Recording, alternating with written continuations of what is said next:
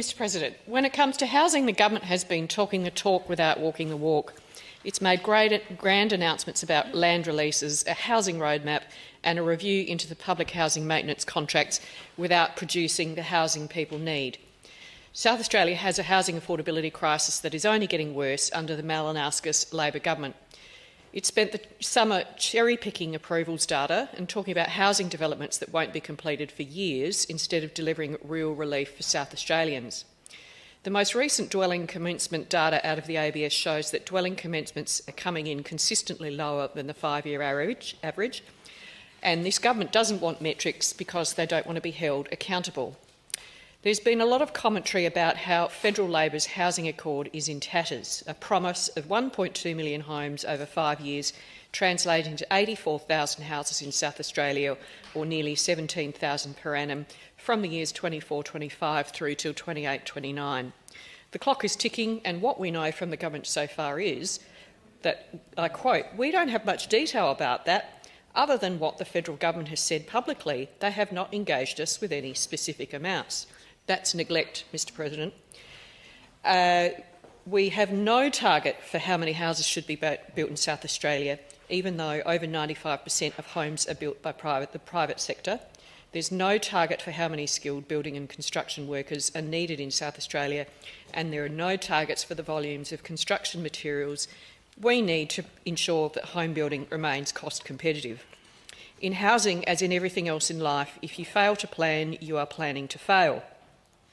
If we turn to the record land release of February 2023, when will those homes be first built? We know that in February 2023, Labor announced these sites which are to accommodate new housing. Before making the announcement, Labor ministers didn't even bother to check critical infrastructure capacity, particularly SA Water's water and sewerage network. This is important information because it signals whether one of the major elements in being able to start construction is there. 2 years down the track, infrastructure deeds have only just been signed for the Onkaparinga Heights site, which was the most development ready of those 4 sites. The minister himself has conceded that building on the site won't start until 2026 at the earliest, which is a full 3 years since the grandiose announcement. During the entirety of its term, the Malinauskas government won't have built a single home on its proclaimed land release sites. A number of building sites featured in Labor press releases are products of the Marshall government decisions, which my colleague, the member for Colton, outlined today. But the list of Peter Malinauskas' government housing fails keeps growing. It delayed by 3 years the Marshall government's renewal program at Seaton, letting public housing tenants languish in poor housing and leading to costly delays for those builds, which will be borne by subsequent homeowners. Its extension of the emergency domestic and family violence accommodation program from 31 to 100 beds, which we announced in February 2022.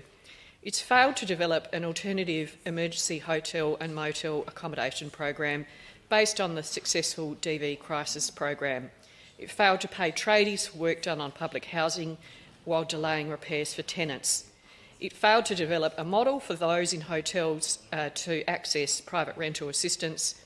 It's delayed major developments at Bowden and Aldinga by 12 months, causing costly delays for those builds, which should be borne by homeowners.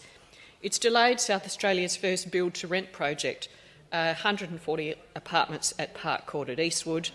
It ignored the pleas of HomeBuilder recipients who were about to lose their new builds. It outbid local builders for sites at the West End Brewery and the Franklin Street bus depot. It's cost local builders hundreds of thousands of dollars who'd bid for those, driving some of them out of South Australia.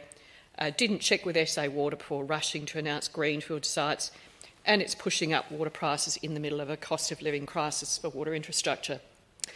The Premier said when he announced his roadmap that he was shocked about the lack of capacity for SA Water to provide housing.